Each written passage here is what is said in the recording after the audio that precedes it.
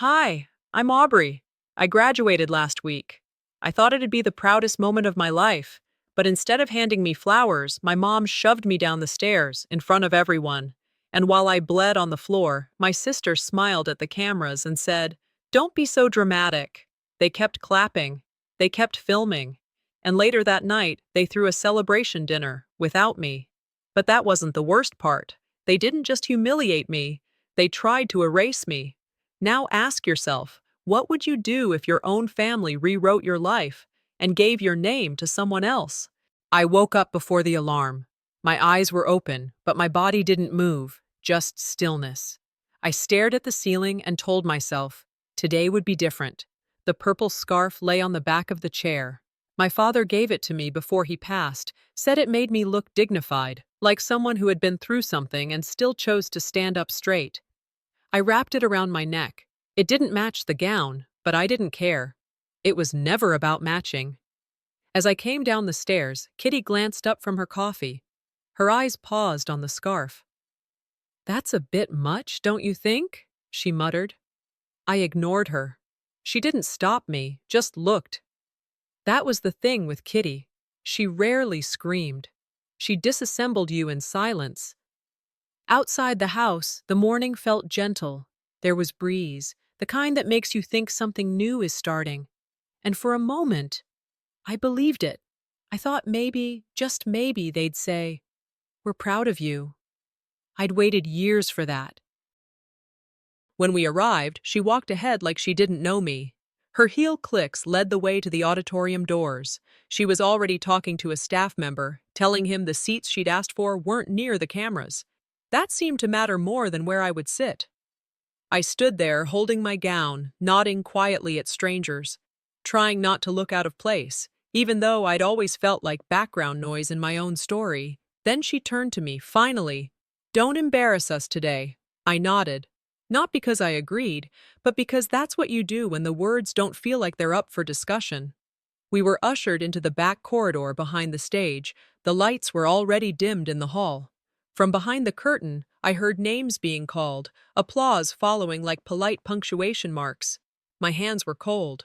The scarf, though, it stayed warm. My name came next. I started up the steps. "Fix your posture," Kitty hissed behind me. "Don't drag your feet like a victim." And then, right before the third step, I felt it. A hand. Sharp. Push.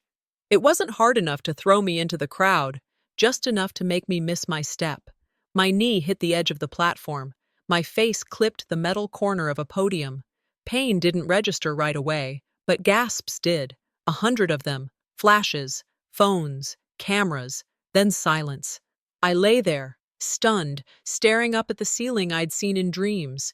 My ears rang, but through the blur, I saw her standing there, not reaching, not moving. Then Bobby. Bobby walked past me like she'd stepped over a spilled drink, and then she turned toward the news crew filming.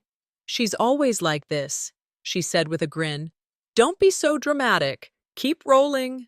They laughed, not loud, not long, just enough to sting.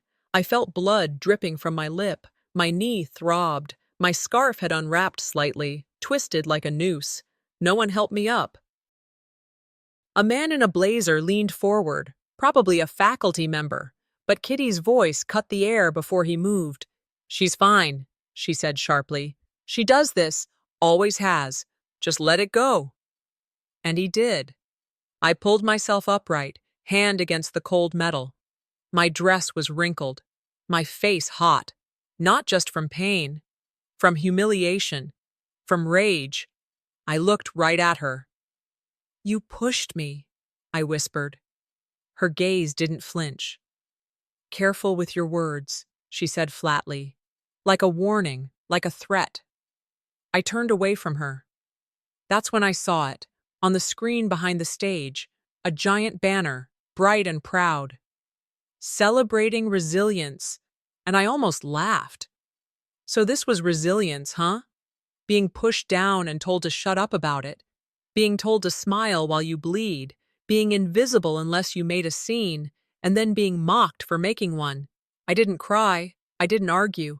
I just picked up my scarf, folded it, and walked out the side door alone.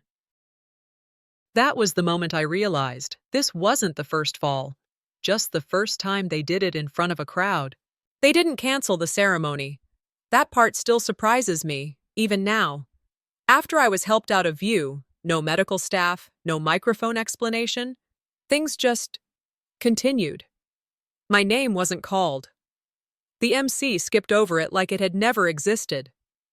A staff member with soft eyes leaned in and said, "Your family asked us not to draw attention." I watched from behind the curtain as the spot where I should have sat was replaced with a bouquet, a stage prop. My replacement. Kitty and Bobby stood dead center under the university seal, their hands around each other's backs, smiling like the last 30 minutes hadn't happened. No mention, no glance my way, just flash after flash. I don't even remember breathing. I felt like I was watching someone else's movie, my scenes cut out, my credits removed. I slipped away before the final applause. No one noticed. Later that evening, I lay on my bed, phone lighting up with notifications I didn't have the energy to check. One finally caught my eye. Someone had tagged me in a photo. It was a post from one of Bobby's friends. "Congrats to Bobby Genovese's little brother. Such a resilient family. Little brother." The caption slapped me across the face more than the fall ever did. But it was the photo that held my breath. The angle was wide enough to catch the dining room table at Kitty's house. My diploma sat on it, off to the side, blurred, out of focus, nameless. They were having a dinner, a private celebration. Without me, they didn't just ignore me, they repurposed me. I closed the app and stared at the ceiling. For the first time in a long time, I didn't feel angry. I felt absent, like I'd already been written out and was just now catching on. Around 10, I finally made my way downstairs. The house was quiet. My diploma was there on the kitchen counter. No frame, still spotted with a faint, rust-colored stain near the corner. The dried blood had crusted over the edge of the paper. No one bothered to wipe it. Kitty was wiping down the stovetop when she saw me. "That's on you," she said without turning. "If you hadn't embarrassed us, it'd still be clean." I looked down at it, then at her. "You pushed me," I said quietly. She turned slowly, her expression flat, unfazed. "You tripped, like always. You're lucky we even came." I didn't respond, not out loud, because deep down, I already knew it was never just about the fall, it was about how quickly they rewrote the story. They didn't just ignore what happened, they authored a new version and handed it out like a program at a show, and I was tired of playing along. Later that night, I sat in my room with the old family albums spread across my bed. Some were physical, some digital on a backup drive. I opened the first one: birthday parties, dance recitals, trips to the lake. Page after page, my face either missing or turned away from the camera. In one group shot from a family wedding, my body was behind a balloon someone let go too late. In another, I was placed so far off to the side, you'd think I wandered in by accident. At first, I told myself it was coincidence, bad framing, busy moments. But by the fourth album, the fifth photo, the 10th timestamp, it became something else. It became a pattern. This wasn't forgetfulness. This was a decision, a slow, deliberate campaign to delete me 1 inch at a time. The margins of the photo, the edge of the conversation, the corner of the memory. Not loud, not cruel, just missing. I thought about the way Kitty always smiled wider when someone else got the spotlight, how Bobby's successes were paraded on the fridge while mine were quietly filed in drawers. The kind of silence that takes root in your head and makes you wonder if maybe you were the problem after all. That night, I folded my diploma and slid it under a stack of utility bills on my desk. I didn't need to see it, not yet. I whispered out loud, to no one in particular. I'm done fighting to be seen by people who trained themselves to unsee me. And I meant it. I opened a new folder on my laptop, named it Receipts, started saving screenshots, dates, emails, edited photos, cropped frames. Every little piece of truth they tried to bury, I dug back up, because maybe they could crop me out of their pictures, but I'd started keeping my own receipts. I couldn't sleep. Even after the lights were out, the house quiet, my mind kept spinning. I kept seeing the moment I fell, the twist of my scarf, the flash of Bobby's smirk, and underneath it all, that sentence Kitty whispered, "Careful with your words." So I got up. I opened my laptop and started scrolling through old messages, old email threads, old memories. I wasn't sure what I was looking for at first. Maybe something to make me feel less crazy. Maybe proof that I hadn't imagined it all. It showed up buried in a text thread I hadn't touched in months. From Kitty, sent almost a year ago. I read it twice before it sunk in. "Don't ruin her day. I won't let you take the spotlight again." It wasn't even subtle. She'd written it when I'd asked if I could speak at Bobby's award dinner. I'd forgotten the message, but reading it now, it felt like the ground shifted under me. That push on the stage, it didn't come from nowhere. It was planted long before. Nurtured. Watered. I started printing the messages, highlighting patterns, making notes. What once looked like scattered moments now formed a line, a timeline. I saw how often I'd been blamed for things that had nothing to do with me. How many times Kitty corrected a story when I told it differently than Bobby. How many events I'd been told to sit out of to avoid drama. This wasn't new. This was curated. The deeper I dug, the more I found myself revisiting old childhood moments with new eyes. Like the science fair in 6th grade, Bobby knocked over my volcano model on the morning of the presentation. Kitty looked at me and said, "You should have protected it better." I was 10. Or the time I was pulled from the spelling bee final because Bobby had a family emergency. Later I found out she just didn't want to ride home alone. Kitty said, "You'll have other chances. Your sister needs this today." Back then, I swallowed it all. Thought I was being good, easy, flexible. But I wasn't flexible. I was being erased, and I let them. I turned that realization over like a stone in my hand. Cold, dense, always heavier than it looked. That kind of weight doesn't crush you all at once. It wears you down, inch by inch, year by year, until one day you mistake their neglect for your reflection. I got up and pulled the old photo album from my bookshelf. Not the online one, the real one. The one Dad used to keep before he passed. The leather was cracked. The pages smelled like dust and something faintly sweet. Maybe the paper glue. And there it was, page after page, a history that told one version of our family and left me as a footnote. Photos where I remembered standing, now missing. Glue stains with outlines of figures, mine, that had been cut out. In one envelope tucked in the back, I found a photo I'd forgotten existed. Me and Dad. My 7th birthday. I was wearing a paper crown and holding the art set he got me. I remembered that day.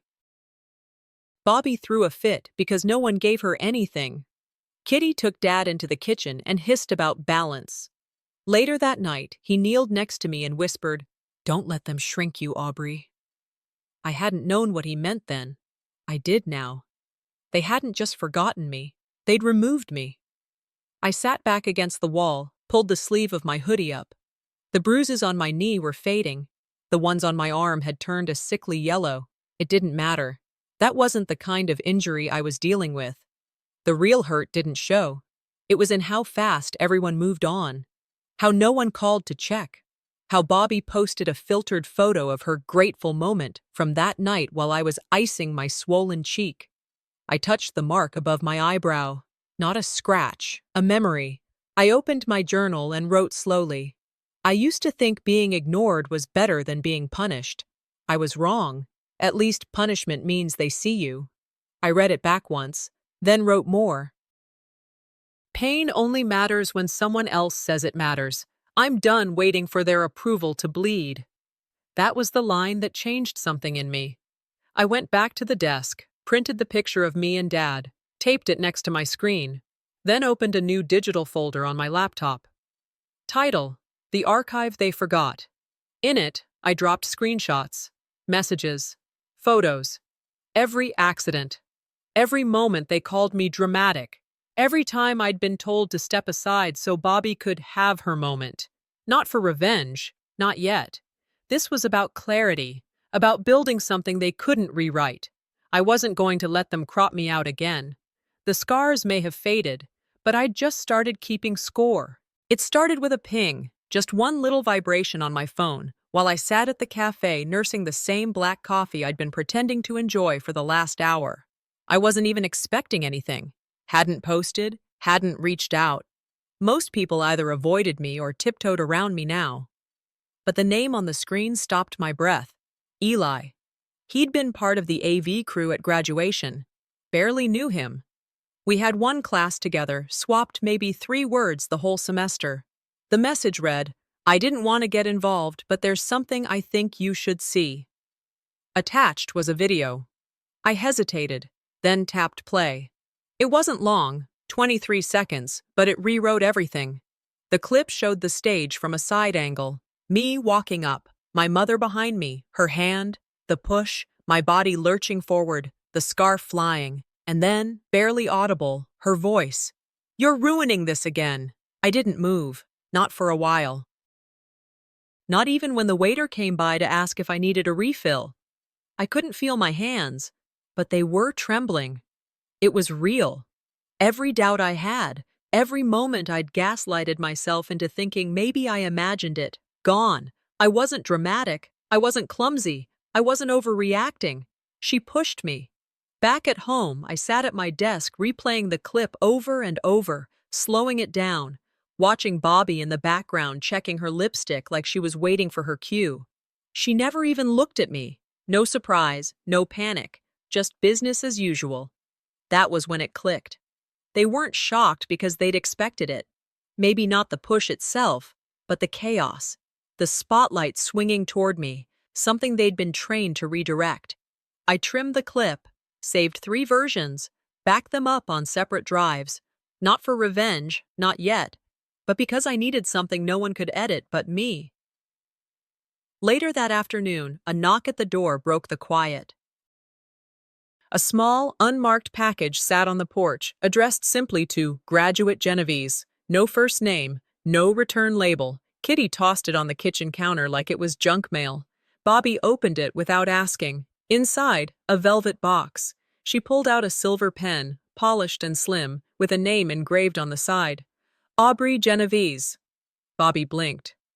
"Guess someone got confused," she said with a laugh. "Probably meant for me, right?" I didn't answer. I just walked over, took the pen from her hand, and opened the folded card tucked underneath. It read, "Congratulations, Aubree. You were always meant for more. Prof. Ellerin." No confetti. No grand speeches. Just quiet proof that someone had remembered who the real graduate was. That night, I sat with the video queued up, thumb hovering over the post button. I could have uploaded it, could have tagged the school, the family, the news, could have blown the whole lie open with one clip. But something in me said, wait. Let them bury themselves a little deeper, so I renamed the file, "When I'm Ready," and dropped it into the archive. In my journal, I wrote, "Truth doesn't expire, but lies do, and they always rot from the inside out." At dinner, Kitty passed Bobby a framed collage, photos from the ceremony, flowers, friends, cameras, none of me, not even in the background. Bobby accepted it like it was normal, but her eyes met mine for a split second. Something flickered there. Not guilt, not fully, but the beginning of fear. They didn't know I had proof, but soon they'll wish they hadn't made me invisible. The rain hit the kitchen window like it had something to say. It was Saturday morning, the kind of morning that felt like it never fully woke up. Just gray, damp, heavy. I sat at the table across from Kitty and Bobby, waffles on the plate. No one talking, no one looking. The only sound was the tick of the wall clock and the clink of silverware. I could smell syrup and silence. On the counter, just within my line of sight, was the collage frame, Bobby's smiling face, Bobby shaking hands with the dean, Bobby holding flowers. I wasn't in a single photo, not even blurred in the background. Kitty finally spoke. "It's better this way," she said, still buttering toast. "You were barely in the right headspace for pictures anyway." I didn't answer. Couldn't. My throat wasn't closed. My heart was. After breakfast, I went upstairs and packed a small duffel bag. Not loudly, not defiantly, just slow and steady, like someone rolling credits at the end of a movie no one stayed to watch. I didn't write a note, didn't text a friend. I just packed clothes, chargers, my journal, and left the diploma sitting on the dresser. The edge was still brown from dried blood. I hadn't cleaned it.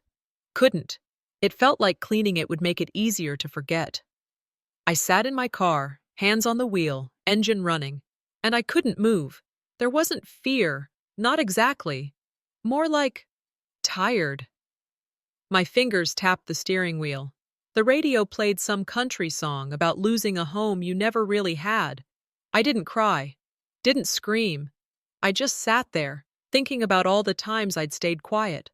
All the moments I bit my tongue, not because I was weak, but because I hoped maybe, just maybe, they'd see me if I didn't make them look bad.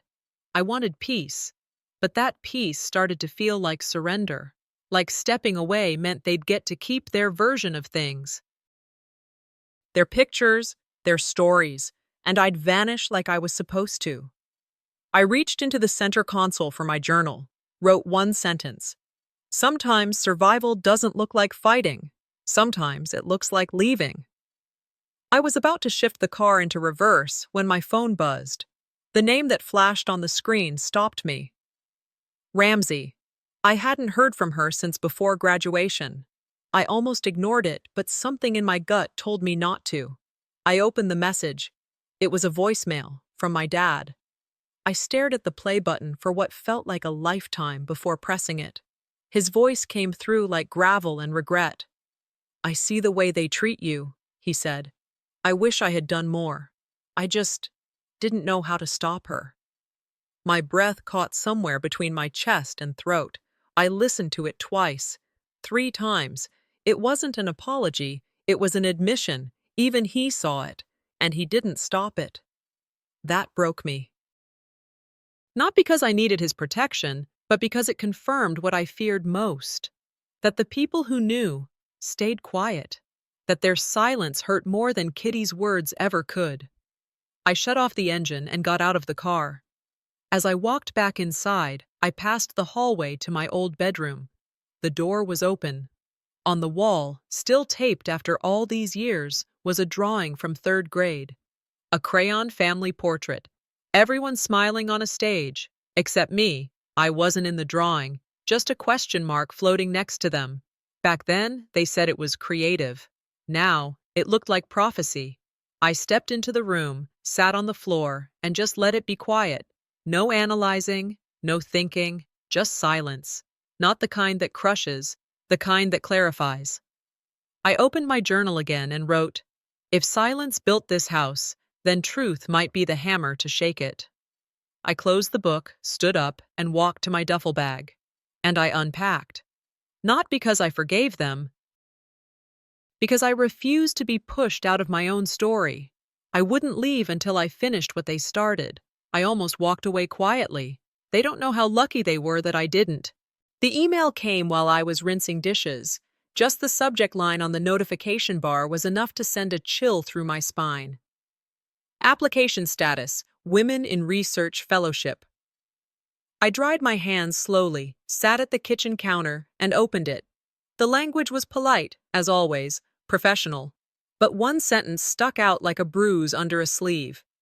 Concerns were raised about interpersonal stability and fit for a collaborative environment. I read it again, and again. And then I knew.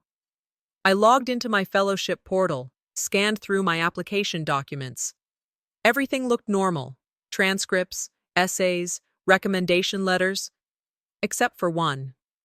A reference I hadn't listed, written by someone who knew me personally and professionally. It wasn't signed, but the phrasing, the tone, it was unmistakable.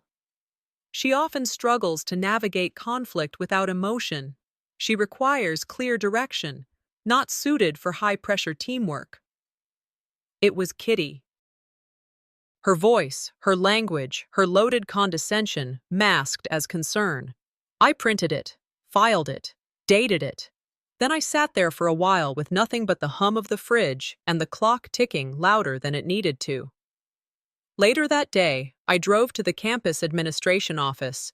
No appointment, no hesitation. The woman at the front desk gave me a polite smile. "Can I help you?" "I need a copy of my fellowship application file," I said. She asked why. I gave her a name and reference number. She said it wasn't policy. I said legal threat. She blinked once and typed faster.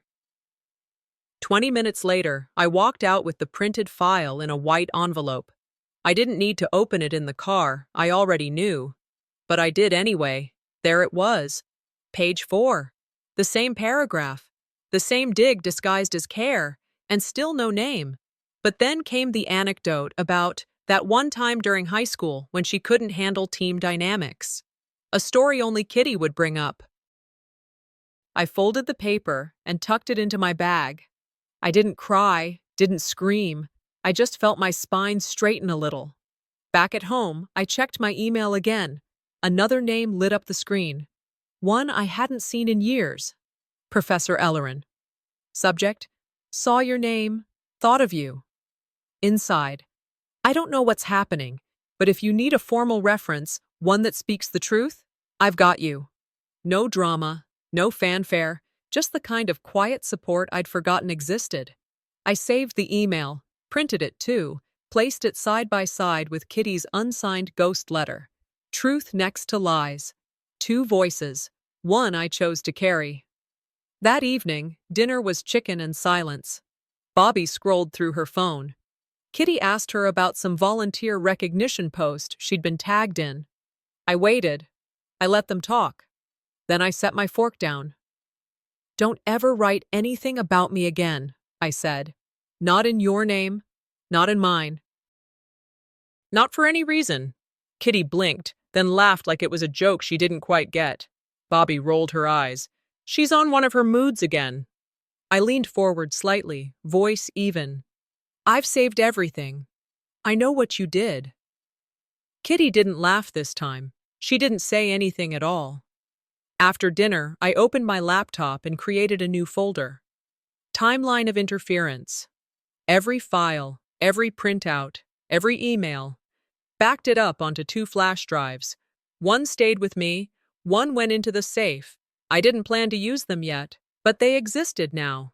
That was the shift. I opened my journal and wrote, "They don't fear hurting me, but they fear being seen doing it. That's where I'll hit back."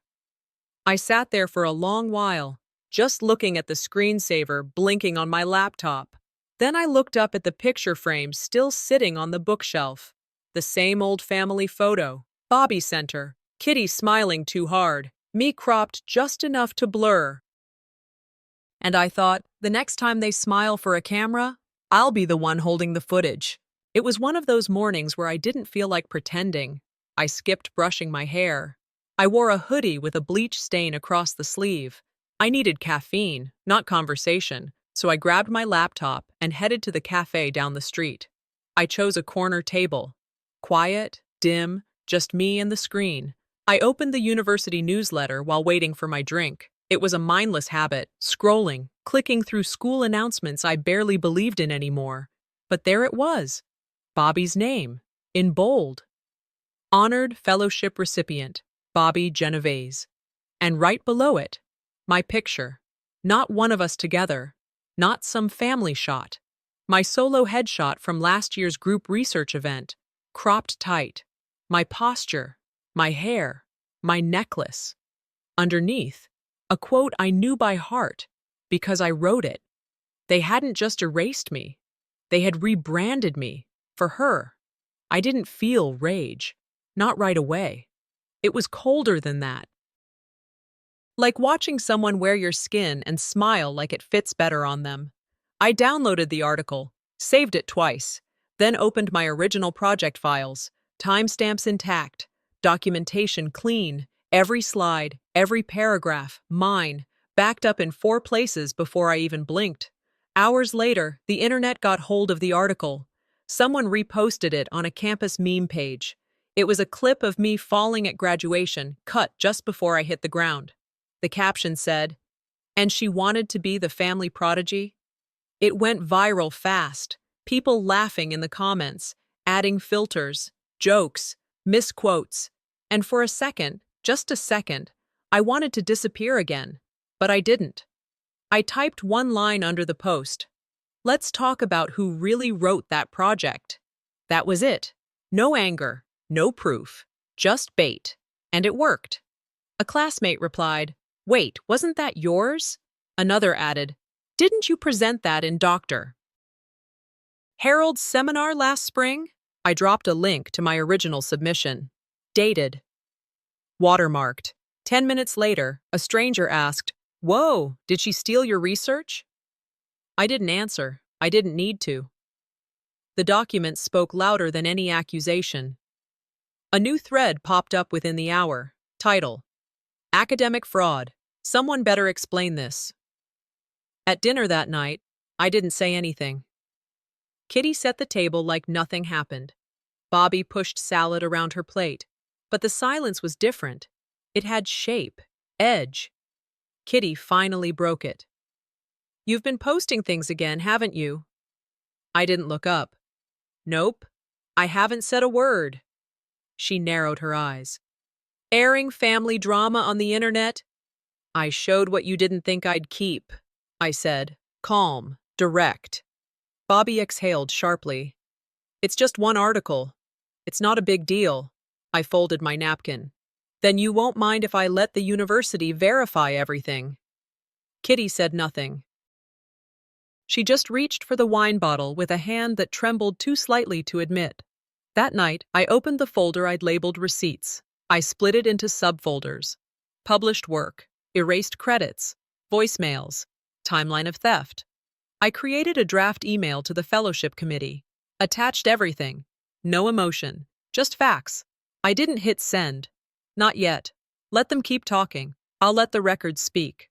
The parking garage buzzed with the kind of energy I hadn't felt in a long time. Stage lights glowing through tinted windows, tuxedoed faculty stepping out of escalades like royalty, and the smell of expensive perfume hanging in the air like a lie nobody dared question.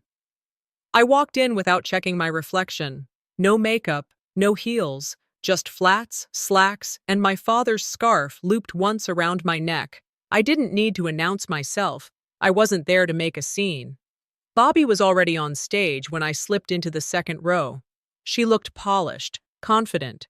Her voice carried easily into the back of the ballroom as the MC called her a trailblazer and an academic force in public policy innovation. I didn't flinch. The crowd clapped. Kitty, sitting 2 rows ahead, lifted her phone to record, smiling like she had something to do with any of it. "She deserves this," she whispered to the woman next to her. It wasn't meant for me to hear, but I heard it anyway. Bobby stepped to the podium, smiling with practiced sincerity. Her voice dipped, lifted, paused at the right beats. The speech was familiar, because it was mine. My thesis title slipped out of her mouth like it belonged to her. She quoted the opening paragraph word for word. My phrasing, my tone. I watched every head nod in admiration. And then she did it. She held up a framed diploma. "Proof," she said, "that no matter how hard you fall, you can rise with grace." It was my name under that gold leaf, my degree, altered, manipulated, paraded as hers. They didn't just silence me, they paraded my bones and called them a statue. I stood, not fast, not loud, just enough. Heads turned. A rustle swept through the row as people realized who I was. Kitty's head whipped around. Bobby's face drained. I walked calmly toward the AV booth, didn't ask for permission, just nodded at the tech who hesitated for a second too long. Then I plugged in my tablet. The screen behind Bobby flickered once, twice, and then it changed. Folder after folder filled the screen. Research originals. Submission emails. Bobby. Recording. Practicing the speech using my words. And then, video. A time-stamped clip of Bobby sitting in the library last spring, watching a presentation on a laptop, my presentation. Pausing, rewinding, repeating the closing paragraph. The ballroom fell quiet. Not a gasp, not a whisper. Just quiet like the kind that comes before someone loses their job. I turned to Kitty. She looked like she wanted to stand. Instead, she said through clenched teeth, "This isn't the place." I faced her. Calm. "You should have thought about that before you made it a public ceremony." Bobby took a step back, mouth open. Nothing came out. A man near the back leaned toward the person beside him. Did she just out her entire family on stage? Another replied, "No. She just made sure they never steal from anyone again." I didn't speak. I didn't need to. The screen kept talking, page after page, side-by-side comparisons, voice recordings, even an email chain where Kitty offered Bobby edits to clean it up a bit so it didn't sound too academic for donors. I let it all run. And then, just before I disconnected the tablet, I clicked to the final slide. It was black. Then white letters faded in. "You wanna fly. You got to give up the shit that weighs you down." Toni Morrison. The room didn't clap. They didn't move. Because when truth slices through years of polish and performance, it doesn't leave space for applause. I unplugged my device, put it back in my coat. Bobby stared at me like she'd seen a ghost she thought she buried. Kitty sat frozen, jaw tight, hands curled around the program in her lap like she wanted to shred it. I walked down the center aisle, past rows of stunned faces, heels clicking like punctuation marks. They built the stage. I just used it better. 2 weeks passed. Quietly. No messages, no calls, no apologies. Kitty posted a quote on Facebook the next morning like nothing had happened. Sometimes people confuse truth with betrayal. Bobby hadn't updated her account since the gala. The university launched a silent review and never mentioned Bobby's name again. I didn't wait for them to speak. I returned to the house one last time. No warning, no text. Just showed up mid-morning when the sun was barely warming the driveway. I didn't knock. I still had a key. They were in the kitchen, pretending to have breakfast. I nodded once. They didn't say anything. The air felt thinner than usual, like someone had turned the pressure down to 0 and hoped no one would notice. I went upstairs. My room was as I'd left it, maybe a little emptier. I packed only what mattered: my laptop, 2 books, a framed photo, and the last of the files I'd saved to a flash drive. As I passed the living room, I saw it again. The photo wall, new frames since the gala, all updated, clean, beautiful, and still no me, not one picture, not even from childhood, no birthday hats, no vacation smiles, no school certificates, just Kitty, Bobby, and the version of life they were committed to selling. I didn't cry, I didn't even pause. I snapped a picture, uploaded it to my private drive, into a folder labeled Visual Proof. Captioned it, "The absence says more than presence ever could." As I zipped up my bag and headed for the door, Kitty called my name. She stood in the hallway, arms crossed over a cardigan I'd never seen before. Her voice was even. "You're stronger than you think," she said. "And maybe that's because I didn't coddle you." I turned, met her eyes. That tone, clean, composed, like she was proud of herself. "You didn't make me strong," I said. "You made me silent. The strength came after you left the room." She blinked. For a second, I thought she'd say something. She didn't. I left. My apartment in Atlanta isn't big. It's got cracks in the baseboards and one window that sticks when it rains. But the light hits right in the morning, and for the first time in a long time, I don't flinch when I hear footsteps in the hall. I placed my diploma on the desk, still unframed, It didn't need to be mounted on a wall. It needed to sit beside the truth. Next to it, my journal. And hanging by the door, the purple scarf my father gave me, not as armor, as memory. That night I checked my email. The fellowship committee responded. They'd reopened my application for formal review. No promises, no guarantees, just a door that hadn't been locked after all. I didn't celebrate. I didn't shout. I just smiled.